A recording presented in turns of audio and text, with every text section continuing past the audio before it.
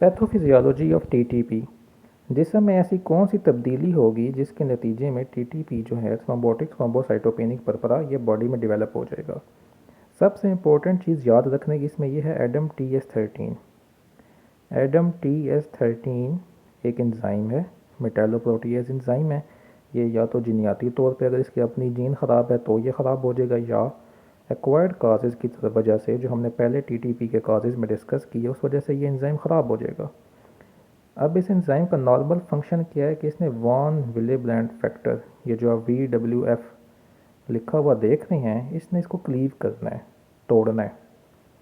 Von Willebrand factor एक protein है बड़े साइज़ की बॉडी के अंदर जो अपना फंक्शन प्ले करती है बॉडी को ब्लड को कोआगुलेट करने में। यानी जहाँ पे भी कोआगुलेशन की ज़रूरत होगी, खून जमाने की ज़रूरत होगी, वहाँ पे इस प्रोटीन का रोल है। एडम TS13 ने इसको क्लीव करना होता है, तोड़ना होता है, ताकि ये हर जगह पे हर वक्त खून को जमाने का काम ना करती रहे। जहाँ पे ज़रूरत हो बॉडी के अपने मैकेनिज़्म है वहाँ पे खून जमे, तो अपनी ज़रूरत के मुताबिक ये protein ADAM TS13 von Willebrand factor, ये भी प्रोटीन है, इसको तोड़ती रहती है। इस बीमारी में ये होता है कि मेटालोप्रोटीज एंजाइम एडम TS13 डिफेक्टिव हो जाता है और वॉन विलेब्लैंड फैक्टर जो प्रोटीन है इसको तोड़ता नहीं है। तो ये प्रोटीन अपनी जैसी दूसरी प्रोटीन्स के साथ मिलती जाती है और ये मिल के मल्टीमर बन जाते हैं। मल्टीमर एक टर्म है, बड़ी प्रोटीन के लिए यूज़ होती है। वॉन विलेब्लैंड फैक्टर मल्टीमर्स, यानी ढेर सारे वॉन विलेब्लैंड फैक्टर आपस में मिले।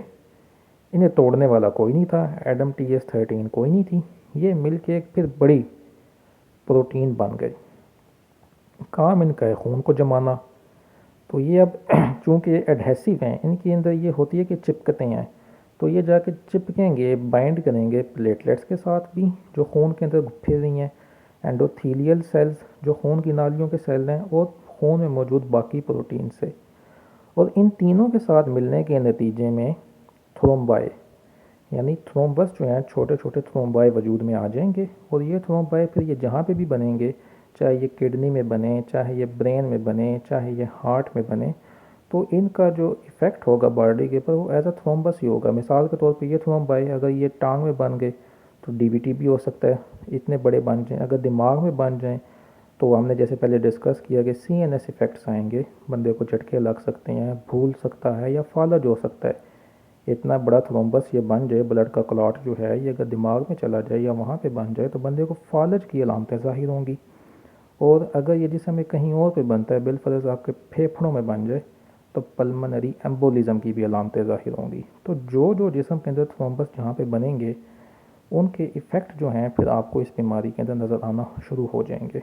तो वजह क्या होगी कि वॉन विलेब्लैंड फैक्टर जो कि एक मल्टीमर है, मल्टीमर बन गया है। एक छोटी प्रोटीन थी, ये बाकियों अपने जैसों के साथ मिलती गई और फिर प्लेटलेट्स के साथ मिली, एंडोथीलियल सेल के साथ मिली, प्रोटीन के साथ मिली, उसने ढेर सारे थ्रोम्बाई जो हैं जिसमें बना दिए। जो स्किन की वेसल्स हैं, जब वहाँ पे थ्रोम्बाई बनेंगे तो फिर वहाँ पे ब्लड सप्लाई जो है वो कम हो जाएगी और वहाँ पे आपको जो है परपरा, इक्कीमोसिस और इस तरह की चीज़ें नज़र आएंगी, क्योंकि प्लेटलेट्स जो थे बॉडी में वो तो सारे इन थ्रोम्बाई ने खा लिए। वॉन विलेब्लैंड फैक्टर मल्टीमर ने प्लेटलेट के साथ मिलके उनको अपने साथ मिला लिया और प्लेटलेट अब अपना फंक्शन अलहदा से नहीं कर पाएंगे।